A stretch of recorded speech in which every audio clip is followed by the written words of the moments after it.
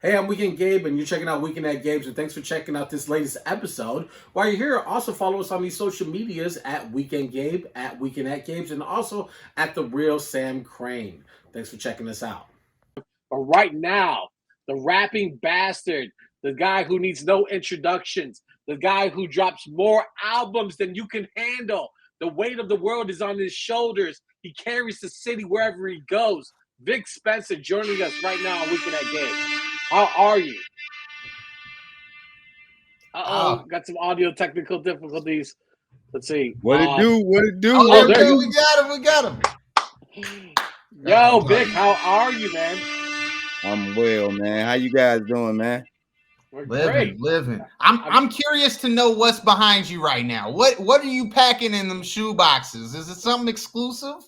Yeah, all exclusives. You know what I'm saying? All exclusive, man. I'm trying to get like you. That's all it is. Yeah, man. You know, it ain't hard. It ain't hard.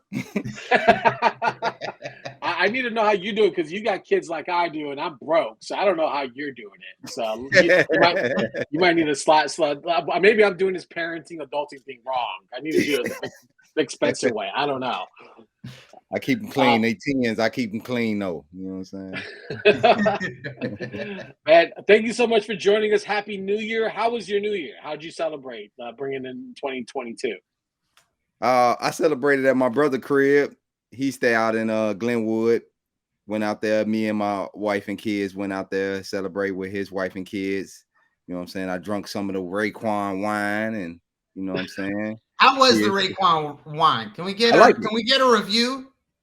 I like it. I bought a case. You know what I'm saying? I had okay. That's a glowing review. Yeah, I had my boy Weasel Sims bring me a sample of it. Shouts to Weasel Sims. He came out to Weasel Sims. Got me some wine. I don't even drink wine. You know what I'm saying? So I was like, hey, let me try this out. And you know, yeah, I went and bought me a case right after that. Does it taste like Staten Island public water? That's why it's not like heavy in alcohol percentage. I think it's like 10% alcohol. You know what I'm saying? So you got to drink like maybe 2 bottles with a few of your friends, and then you start feeling it. But you know what I'm saying? It's pretty decent. You know what I'm saying? I'm not a wine sipper, so it's decent for me. Yeah. I think that being that there, since the woo follows mathematics, that the fact that the alcohol isn't 5% is interesting. You know, for our 5%ers out there who get that. Anyways, but thanks for joining us, man. You got the Spencer for Hire 4 joint out there. Absolutely fabulous to listen to, man. Again, just this was your 4th release in 2021. I'm going to run through them real quick. Brainstem Factory, Psychological Cheat Sheet, Legend Laws of Power, and then Spencer for Hire 4. How does one come up with so much content in such a short period of time? Well, I don't consider it a short period of time because, like I always say, man, Nike know what they releasing in 2025 right now. So you know what I'm saying? I got that same mindset. You know what I'm saying? I was working on Brainstem Factory 3 years ago. You know what I'm saying? I worked on Psychological Cheat Sheet 2 years ago. The only album that I worked on this year was Spencer for Hire. That took maybe 6 months to complete. But you know what I'm saying? All of the other albums was, you know, a year or 2 or 3 done already. You know what I'm saying? Like I already knew what I'm going to drop in 2022 and 2019. That's how I roll. Got it. Word. And so is it like, you know, do you sit at the crib and come up with a title and then you make songs to that title, you know? Or is it something where it's like, okay, I've been working on this. Like how do you separate something that took 6 months gets released with something that took 3 years and they almost side by side? How do you like remove your emotional attachment? Because I feel like if I work on something for 3 years, it's gotta, you know, there's gotta be champagne, like, you know, like streamers and shit. That's crazy because when Brainstem Factory dropped, I went and bought champagne and celebrated, but I didn't celebrate with any of the other albums. You know what I'm saying? And then I feel like when I'm doing albums, it's more like I'm by myself doing them. But this year, it's like I was collaborating with people. So The release dates was like kind of scattered all over the place. You know what I'm saying? I got like a month in advance, like, oh, yo, I'm thinking about dropping the album, and then we start to put our heads together, and that's kind of like how it works. Because I know you said like you're working on these different albums at separate times, but sometimes there's like themes that come with the record. So how are you able to artistically, jump into one record that may have a theme and then transition to something else that's in process? Like, is that just sort of the way VIc Spencer's mind works? That you're able to multitask these different ideas and themes, and will come together. I work on. I have a studio session, and I work on like 3 different albums at one time. I'll record a song for each album right then and there, like boom, boom, boom. You know what I'm saying? And then it accumulates. It keeps accumulate, and I don't have no say so when they release. And I don't title these things. I don't make no sequence album right then and there. It comes after everything is done. Like, I don't come up with titles till after I'm done recording, or I don't come up with the album titles till after all the songs recorded. Like, my publishing is 14-day notice publishing. So after I get 14 songs on the album, then I consider it done. And then that's when I start sequencing, going crazy with that. Word. I read an interview from 2020 where you said you were addicted to recording, and I quote, you said that you would, before phones and all the technology, you would be recording on cassette tapes in the crib, which I thought was just an awesome thing. We had Ronnie Rage on the show a couple months ago, and he was talking about how he organized his records, and he just does numbers. He's like, man, I just went back and listened to 538, and it sounded pretty cool. So I guess I was like curious to you. Everybody got their own lane, but when you're recording these songs, how do you organize it? Is it like you title the song as soon as you're done with it? When I'm done. As soon as you're done. When I'm done, that's when I title it. If I title it beforehand, then it makes it too conceptual, and then it turns out to be cliche, and then I don't end up liking it like that. But I find myself being attached to songs that I name after I'm done recording. And then is it like once you have like a folder, let's say it's 30 songs long, so you said 14 songs an album, so that's at least 2 albums, right? And then do you sit down and you're like, okay, this is a title, this is a title, let me sort these songs into the 2, or how does that process work? That's kind of like how it works. You know what I'm saying? I'm working on a project, 2 projects, and it had the same amount. It had like maybe 35 songs in it, and it was I named one of them If George Bush Was Cool, and the other one was called Being the Bigger Person Sucks. So those albums come out like I don't know when. One of those albums gonna come out this year. You know what I'm saying? But I went and dug in one folder to create this album, these 2 albums. I dug in one folder, so I separated the songs like you said. And then I, came up with the title. I've been sitting on the title If George Bush Was Cool for 2 years now. But that's pretty nice. Is that a Weekend at Gabe's exclusive? We like to play this sound.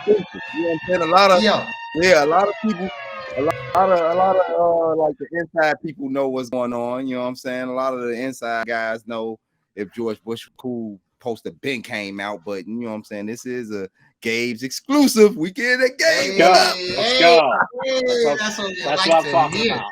I love it. All right. So I want to get into you often in your raps, you kind of like have this tone of feeling disrespected by the hip hop crowd, sometimes some of your peers.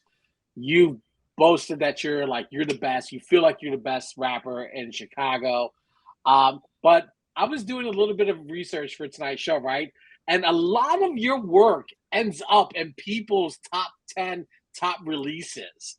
So, with all that being said, has the attitude changed for VIc Spencer about the way he feels like he's being, the media and the fans are talking about the work? Because you are like, the work is being featured and discussed. Has that changed the way you feel? No, because I'm still home. You know I'm still hungry. You know what I'm saying? I'm still hungry. You know what I'm saying? This is a competitive, and you know, I don't feel like I'm in competition with anybody, but the mindset of being in competition with myself and wanting to grow still and wanting to win, you know what I'm saying? Being 40 years old and still putting out incredible music, you know what I'm saying? I still feel like I go because of that, you know what I'm saying? So I still got that attitude like, man, shit. Yeah, I got a point to prove because I don't want people to feel like since I'm 40, I'm laxed or my sound not gonna sound different because of my age. I'm gonna still come like how it was in 2015 when Mick Jenkins decided to diss me. So I still feel like that. You know what I'm saying? I still feel like that. I still feel like somebody dissing me right now. You know what I'm saying? So you know let me follow that up because you you got into a Twitter battle with Lupe Fiasco about 6 years ago, which is really funny. If you dig it up, it's really funny. And but then are you just kind of intently trying to stir the pot and get some reaction? Is that just kind of the part of the VIc Spencer show, or are these authentic feelings of you listen, I know that you're Lupe, but I'm also VIc Spencer and I'm a better rapper than you? Yeah, I mean, I feel like a lot of people, it's people that's saying these things. I hype it up.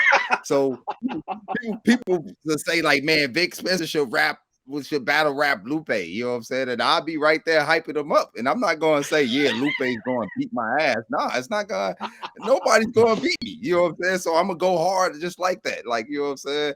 I'm going to try to go as crazy as possible. So when Lupe agreed to it, I went crazy. And Lupe followed me. So shout out to Lupe right after the battle. He followed me. So, who won? Who won? You know what I'm saying? It wasn't like you know what I'm saying? It was all natural. You know what I'm saying? It wasn't no publicity stunt though. I definitely don't do anything or try to stir the pot. It always be because something occurred, something took place with me, and it's probably behind the scenes or you know, these verified accounts be feeling like they entitled to just say my name in any kind of way. And it's just me speaking up for myself, man. I always been from a place where I always had a voice and I always spoke up. So some people didn't never have a voice. So they might look at my stuff like I'm complaining and stuff like that. But I'm always been a guy that always had a voice, strong, fierce voice in the game. And I'm gonna continue to have that. I feel you. Let's touch a little bit on the people that you got love for, because we saw a lot of familiar names on Spencer for Hire for sure. We got a little bit of Twista, we got a little bit of Rocky Fresh, Ironside Hex, who's been on a lot of projects with you, Sonny Jim, of course. Talk about those collaborators, why it was important to do this album with them. Well, if you've been paying attention to the Spencer for Hire series, it's 4 of them. Ironside Hex always does the intro. He always does it. And Big Ghost always remix a joint. And then House Shoes always give me like some word of encouragement. So throughout all of those albums, you might catch those 3 guys. And then Hus Kingpin, I don't want to forget Hus Kingpin, shout to Hus. He always contribute to a GS3 series that's on, and we are part 4 right now. So, you know, I like to keep those people involved when I'm creating a Spencer for Hire. Now the other artists, they play a character role. Like in a new series, they have new characters. You know what I'm saying? So I try to keep it. They familiar with in the world, and some of them already collaborated with me on other albums and other projects. But specifically for Spencer for Hire, no artist shows up twice except for those 4 that I mentioned. And somewhere like, you know what I'm saying? Rest in peace to Sean Price, but he wasn't able to get Hex Murder on a record. So I was able to, you know what I'm saying? I was able to live out. I'm living out Big Bro's legacy. You know what I'm saying? By doing that. You know what I'm saying? Big Ghost only do albums with people that he believes that's great. You know what I'm saying? You don't never show up. You don't never see him showing up on a remix else's song on an album. Like that's just a crazy way to utilize your friends. And you know what I'm saying? And you never see house shoes, DJ, Jay Dilla's DJ, you know what I'm saying, come and give word of encouragement to an old fart such as myself. You know what I'm saying? So all of those things come into play, and it matters, you know what I'm saying? And it role. And I just want people to be attached to how that role is being played, and then how the characters on each album are different. And they can play all of 4 of the albums on shuffle, and it'll feel like a great experience, like a movie, a real movie. Get your popcorn. Word. I think Weekend Gabe may have frozen, so I'm gonna get off one more question. He giving me just a single face. Sometimes this happens, but I mean, we had a lot of poets on this show. I don't know. We may not have had anybody with the bars at a level of VIc Spencer for sure. I was curious, what was the first song you heard that you were like, "Oh, I want to rap"? Tonight's the Night by Redman. Redman. Wow. Tonight's the Night by Redman. Do you remember the first time you heard that song? Yeah, I was in front of the TV watching The Box. So Sam don't know nothing about that. No, I mean a little bit about yeah. Box. This is mid-90s right here. You know what I'm saying? Tonight's the Night comes out as a hit single, and it blows my mind away. You know what I'm saying? Redman already had been doing work outside before that, and Tonight's the Night was the one. You know what I'm saying? It kind of get me intrigued to pick up a pen for sure. That's definitely the number one song that made me pick up a pen. Would that be an ideal collaboration for you, to get Method Man on a song with you? Method Man or Redman? Yeah, Redman first though. You know what I'm saying? Redman first though. You know, nothing against Method Man. Shout out to Meth. You know what I'm saying? Wu-Tang, all that. But you know what I'm saying? Redman was the first guy that got me, you know what I'm saying, ready to scribe and pick up a pen. So, you know, that's what I'm going to go with first. Yeah, so that's pretty ideal.